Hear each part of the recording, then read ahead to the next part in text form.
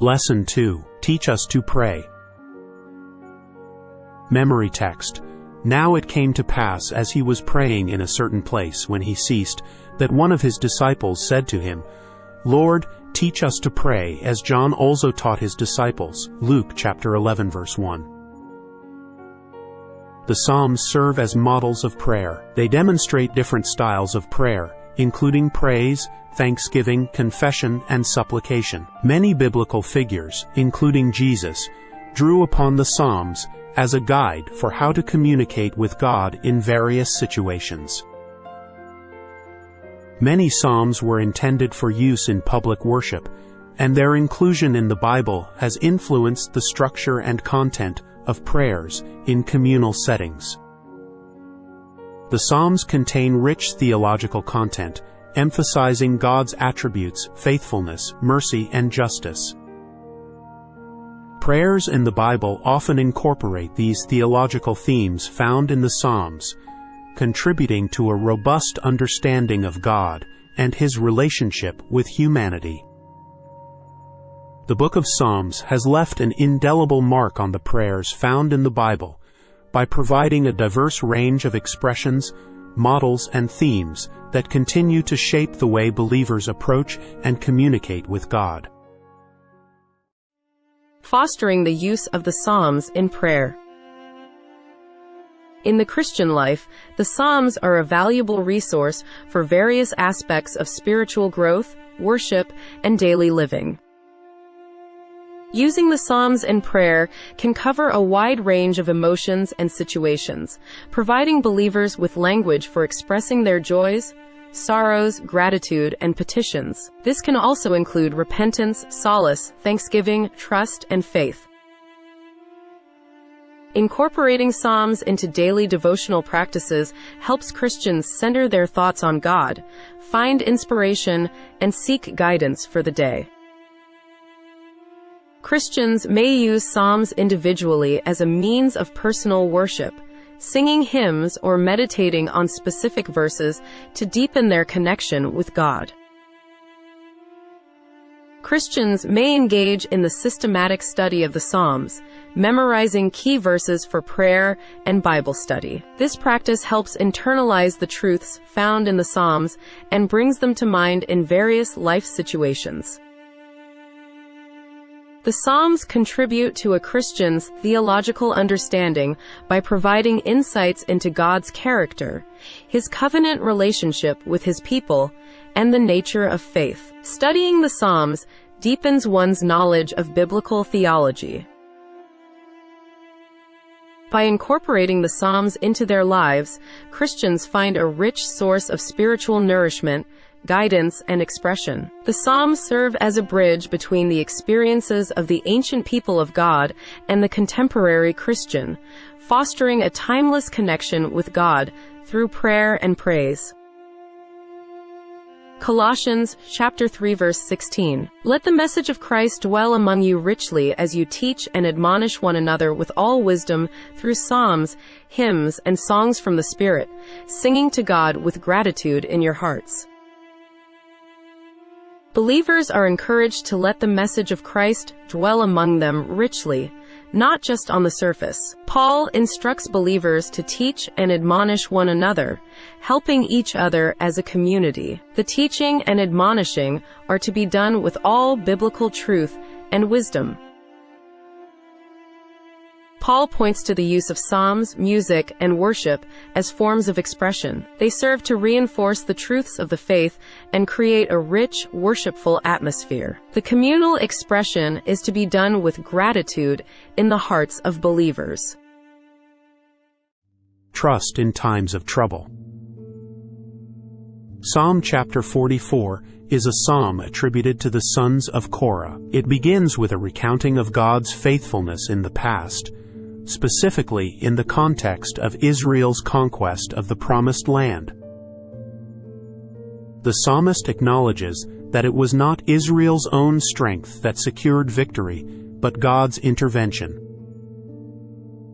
The latter part of the psalm, particularly verses 9 to 26, takes a more somber tone. The psalmist laments that Despite their faithfulness and reliance on God, the nation is facing defeat and humiliation.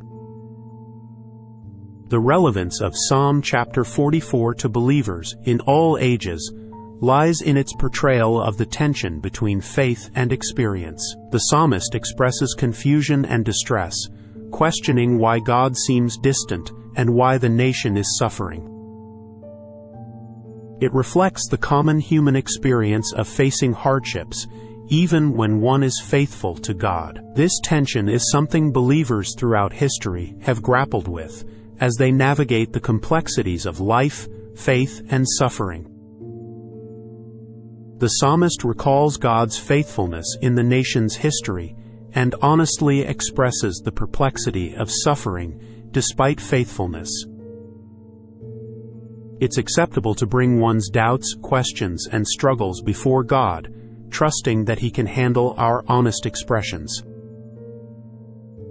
Believers are reminded that even in the midst of uncertainty, their ultimate trust should be in God's character and sovereignty.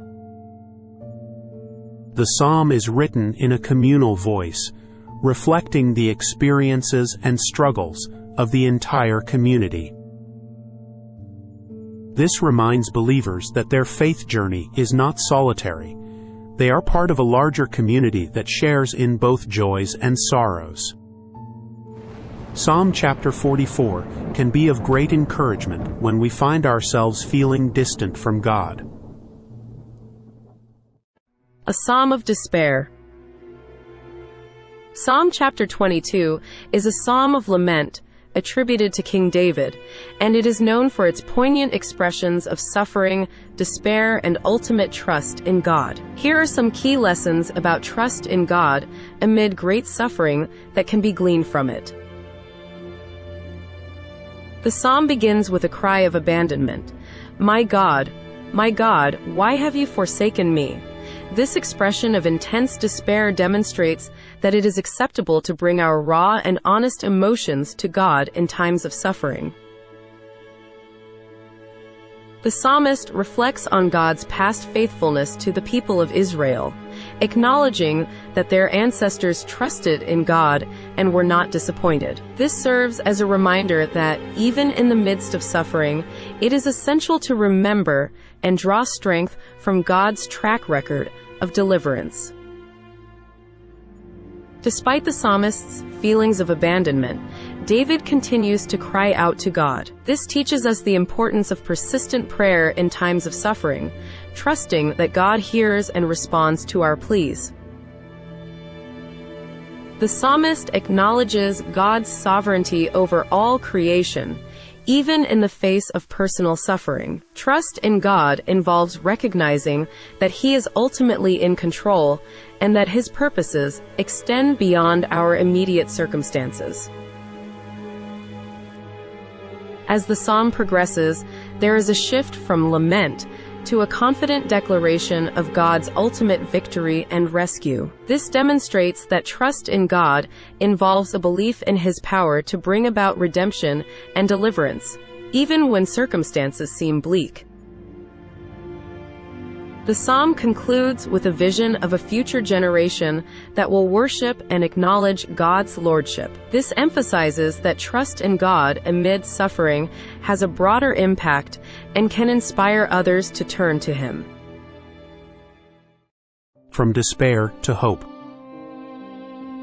Psalm chapter 13 verses 1 to 6 is a psalm attributed to King David, and it reflects a range of emotions. There are two main moods that can be distinguished in this psalm.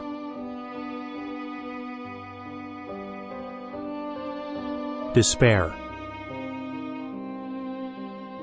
In the opening verses, the psalmist expresses feelings of abandonment and despair. He wonders how long God will forget him and hide His face, and he feels as though his enemies are triumphing over him. Hope and trust. The mood of the psalm shifts in the latter part, where the psalmist turns to a tone of hope and trust in God. He acknowledges God's steadfast love and salvation, and he resolves to trust in God's mercy and rejoice in His salvation. The radical change in the psalmist's general outlook appears to be linked to a decision to trust in God, despite the initial feelings of despair. This change may not be tied to a specific external event, but rather to a shift in the psalmist's perspective. The decision to focus on God's love and salvation, rather than being overwhelmed by current circumstances, brings about a transformation in the psalmist's emotions and outlook. It reflects a common theme in many psalms, where the psalmist moves from lament to trust and praise as they meditate on God's faithfulness and character. Oh, restore us again. Psalm chapter 60 verses 1-5 is a psalm of lament where the psalmist expresses distress and seeks God's help in a time of trouble. In these verses, the psalmist acknowledges God's displeasure with the people and pleads for restoration and deliverance. This psalm could be suitable for various occasions of distress, such as personal hardships, national crises, or any situation where one feels the need for divine intervention and restoration. The benefit of the Psalms of Lament, even in joyous seasons of life, lies in their authenticity and relatability. Life is full of ups and downs, and even in joyous times, individuals may still carry burdens, concerns, or a sense of brokenness. The Psalms of Lament provide a model for honest communication with God, encouraging believers to express their true emotions, whether in times of distress or joy. In joyous seasons, the Psalms of Lament can remind us of God's sovereignty. By acknowledging His role in both our joys and struggles, we maintain a humble and dependent posture, recognizing that our well-being is ultimately in His hands. Reflecting on lament psalms during joyful times allows us to express gratitude for God's faithfulness in delivering us from past challenges. It helps us remember that God is with us through various seasons of life. Life is unpredictable, and seasons of joy may be followed by seasons of trial. Reading and meditating on lament psalms during times of joy can spiritually prepare us for future challenges, reinforcing our trust in God's provision and guidance. In essence, the Psalms of Lament provide a rich tapestry of emotions that resonate with the human experience. Engaging with them allows for a more holistic and genuine expression of our relationship with God, regardless of the circumstances we find ourselves in.